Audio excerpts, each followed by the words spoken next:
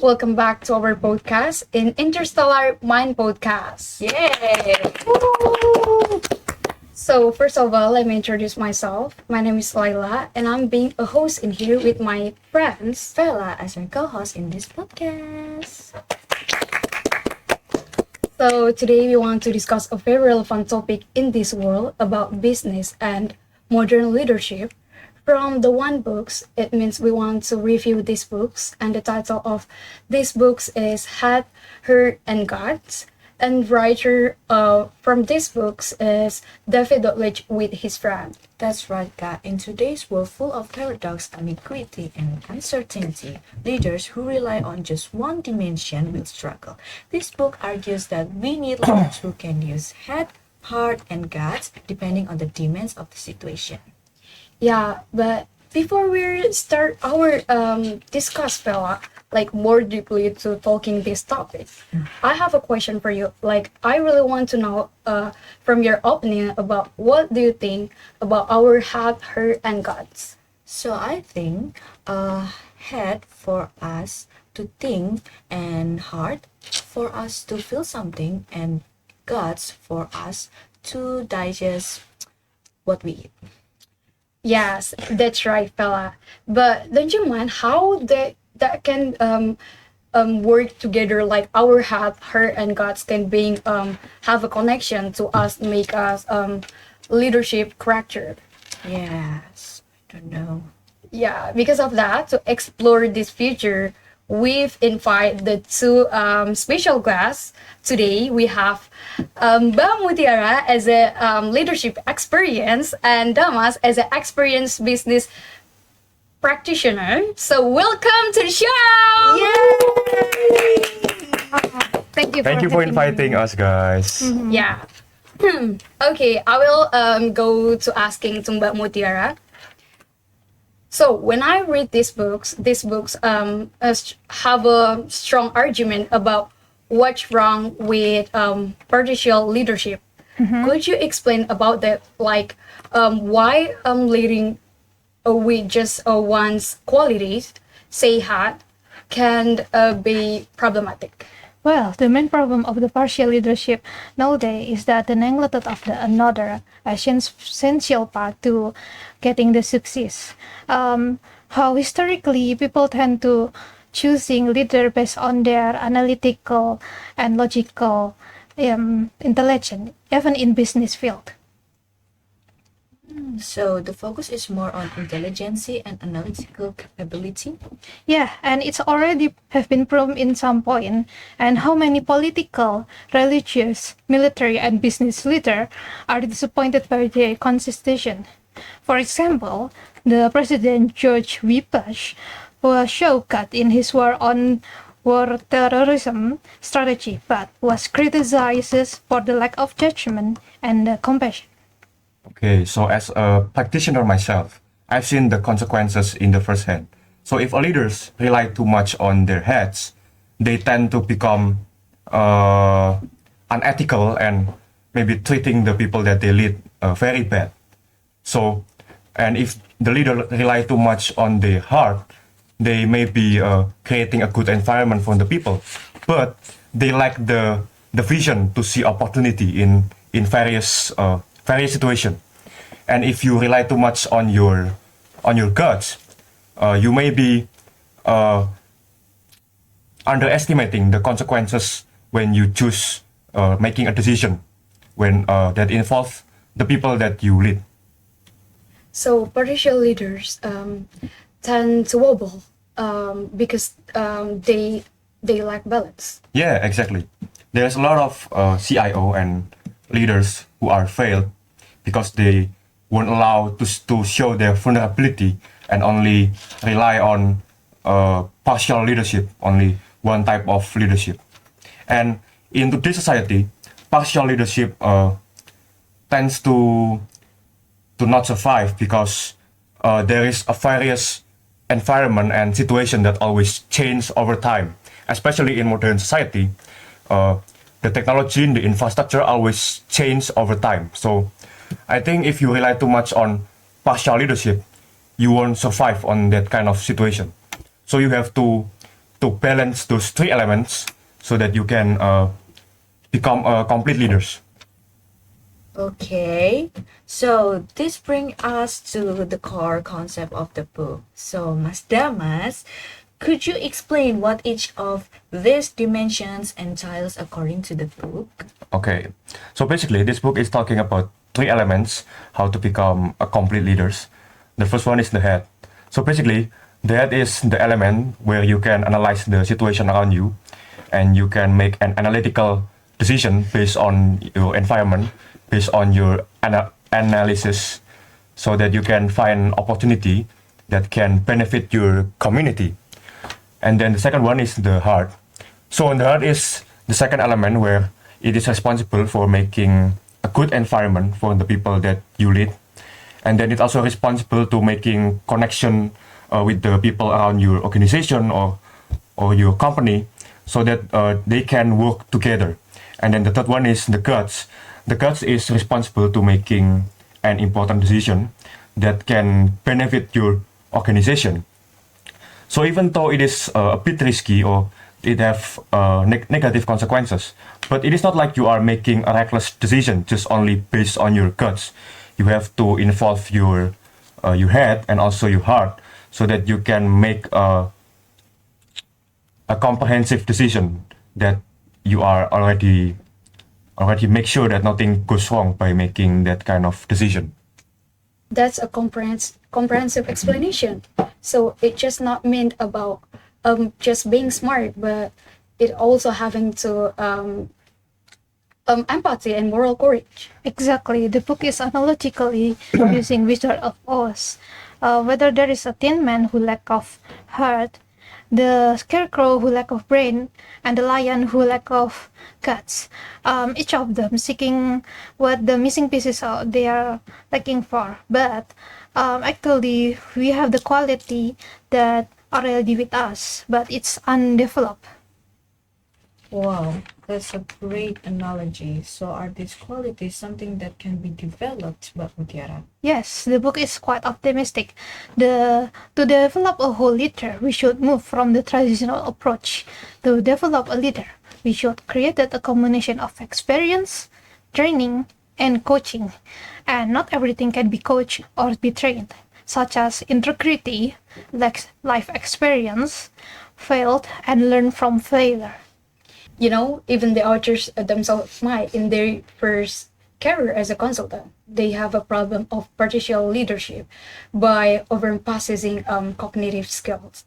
But after they realize even the brightest leaders can be failed if they doesn't have non-cognitive qualities. So because of that, soft qualities are important to complete the others.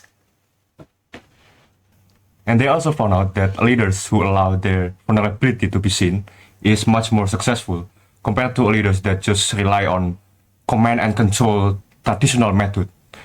So they are usually much more successful if they allow their vulnerability to be seen by people that they lead. The example is Gorbachev. He was a leader who was there to stand for their belief. And then it was shown that it is important to use the gut elements in your leadership, that you have to be brave to stand on your belief.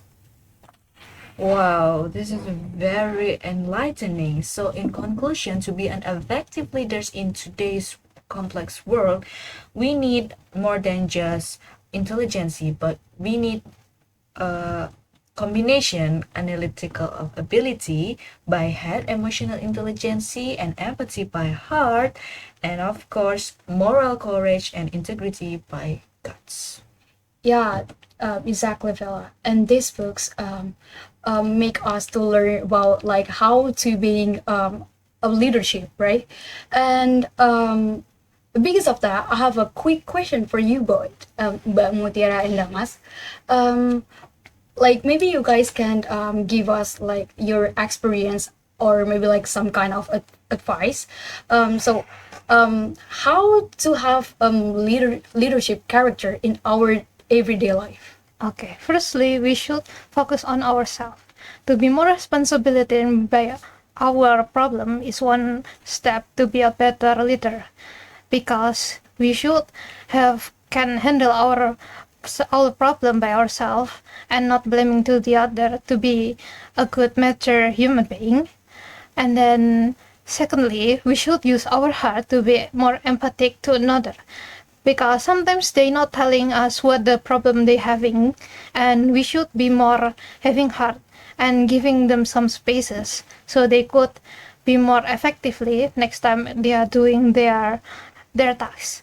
And for the last, it's important to us to move and using our gut to be better each time and not to rely on a brain to calculate the advantage of our action and also disadvantage of another people that going to happen if we do be better.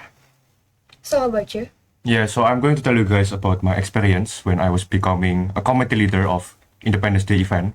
So back then when I was in high school, I was elected by the leader of Karang Taruna organization as a committee leader of Independence Day event.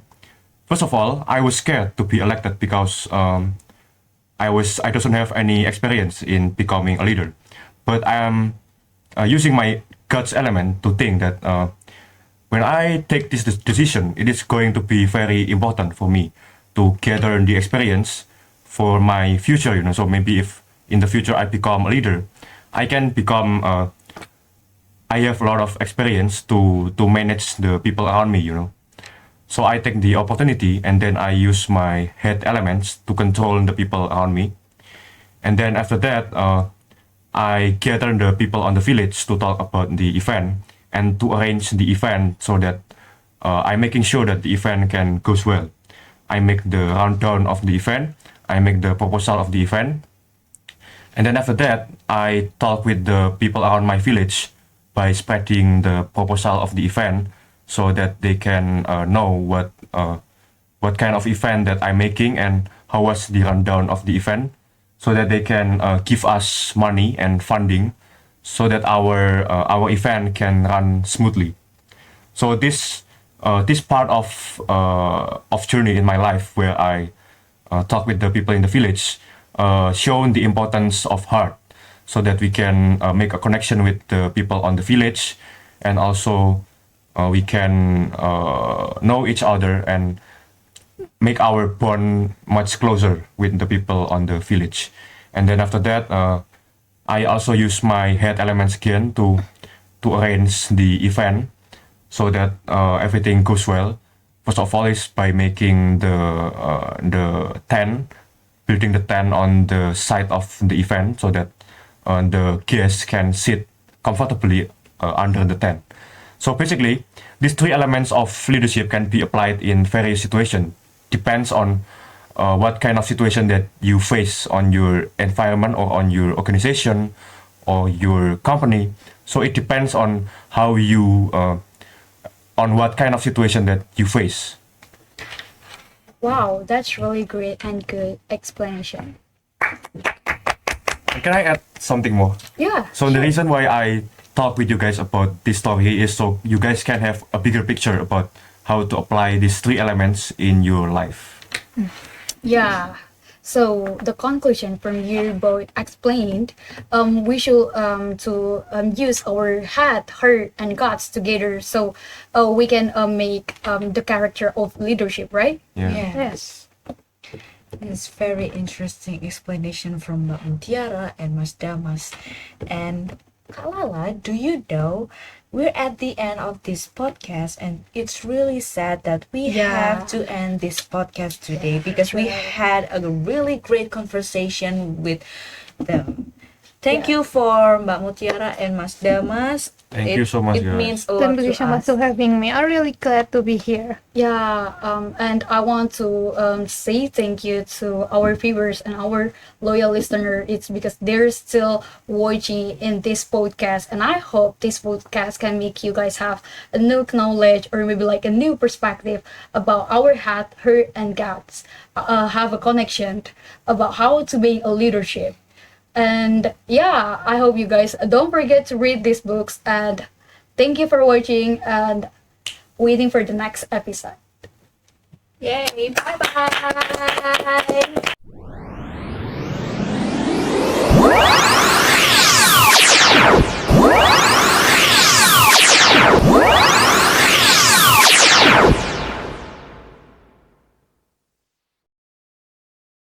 Bloopers and behind the scene. Hey everyone, welcome back to our podcast in Interstellar Mind Podcast. Yay!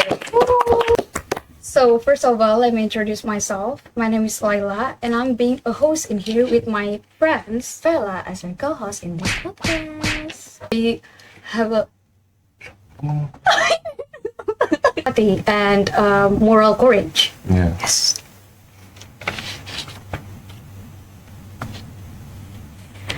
So are these qualities something that can be developed, Mbak Mutiara?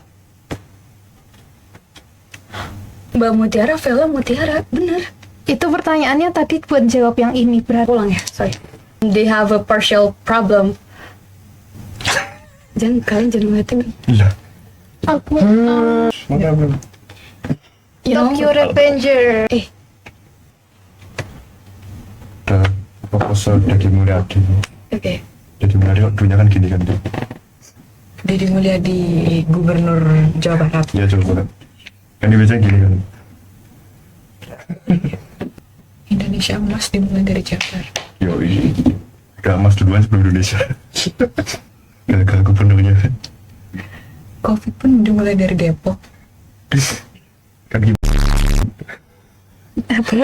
Rencana menangani tambang ilegal, cabut isinya. Nah kan tambang ilegal gak ada isinya.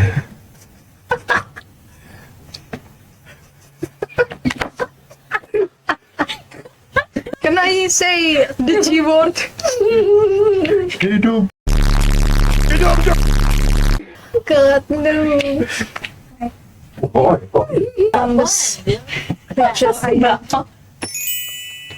And that point really smooth. Aku gak tau, cuman aku terlalu peka. Jadi kalau kalian lihat tuh aku bisa ngerasa. Jadi aku, I feel like intermediate. Terintimidasi. Jadi kerasa. Mbak tadi diceritain walaupun aku selindra aku ngerasa dilihatin. Oh ya. what the hell? Takut. Iya aku takut.